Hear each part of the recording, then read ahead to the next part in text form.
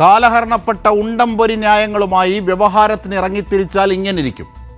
രമ്യഹർമ്മത്തിൻ്റെയും കമല ഇൻ്റർനാഷണലിനെയും പോലെ മാധ്യമ സഹായത്തിൽ പ്രതിപക്ഷം കെട്ടിപ്പൊക്കിയ നുണയുടെ ഒരു ചീട്ടുകൊട്ടാരം കൂടി മാതൃകാ രീതിയിൽ പൊളിഞ്ഞു വീണു. അതെ, മാസപ്പടി കേസുമായി കോടതി കയറിയ മാത്യു കുഴൽനാടനും കൂട്ടർക്കും ഹൈക്കോടതിയിൽ നിന്ന് കണക്കിന് കിട്ടി. കോടതിയുടെ ഭാഷയിൽ അയഞ്ഞ കടലാസ് കൂട്ടവുമായി വന്നാൽ അന്വേഷണമാവില്ല. മുഖ്യമന്ത്രിക്കെതിരെയും വീണയ്ക്കെതിരെയും അന്വേഷണം വേണ്ട എന്ന് കോടതി.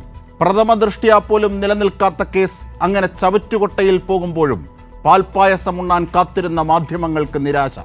ഇപ്പോഴത്തെ വാർത്തയിലും മുഖ്യമന്ത്രിക്ക് ആശ്വാസം, ഏതോ ഔദാര്യം പോലെ ആണ് മാധ്യമങ്ങൾ പലരും അച്ചുനിരത്തിയത്. കൈരേഖ കാട്ടി ശങ്കരാടി സിൻഡ്രോമുമായി കോടതി വരാന്തയിൽ കയറിയ പ്രതിപക്ഷത്തിന് മാത്രമല്ല, പിണറായിയെ അങ്ങ് പൂട്ടിക്കളയാമെന്ന് യുക്തി മറന്ന് കപടകാര്യങ്ങൾക്ക് പിന്നാലെ പോയ മാധ്യമങ്ങൾക്ക് കൂടിയുള്ള തിരിച്ചടിയാണ് ഹൈക്കോടതി വിധി.